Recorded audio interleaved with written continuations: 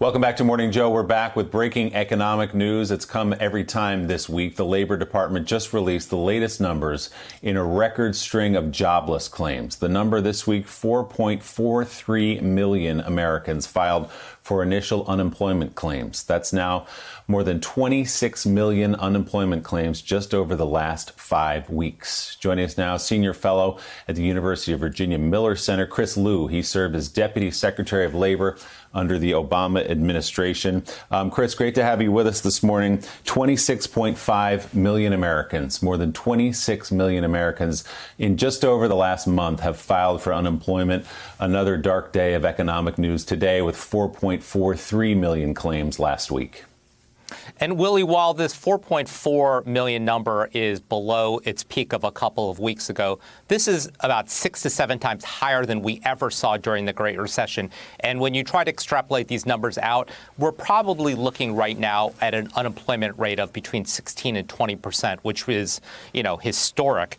And even then, we know that these numbers probably don't fully capture the economic pain. It doesn't capture the millions of Americans who continue to have their hours cut because of COVID-19. We continue to hear about people who are unable to apply for unemployment insurance because state systems are overloaded. And we're going to continue to see wave after wave of people being laid off. The next thing that I'm looking at right now is state and local governments, which are being cash strapped right now and have threatened that, look, unless we get an infusion of cash from the federal government, we could be looking at teachers, police, and firefighters being laid off as well.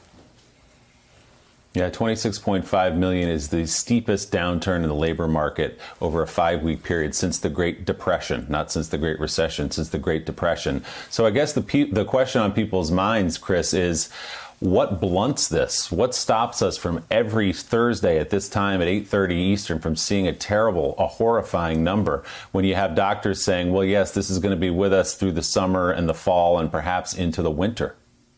And Willie, sadly, I think we're going to see these numbers to come, millions more applying every single week for the foreseeable future. And the problem is the economy isn't going to bounce back quickly, because even if you start to open parts of the country, the hardest hit areas in the country are the places where people are losing jobs, places like New York and California.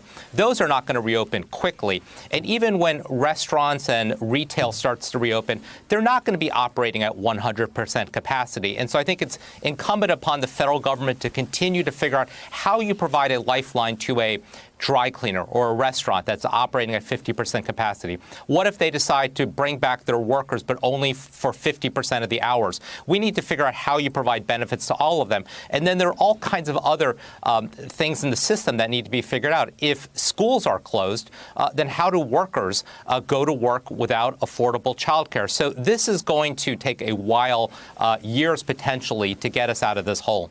Thanks for checking out MSNBC on YouTube, and make sure you subscribe to stay up to date on the day's biggest stories. And you can click on any of the videos around us to watch more from Morning Joe and MSNBC. Thanks so much for watching.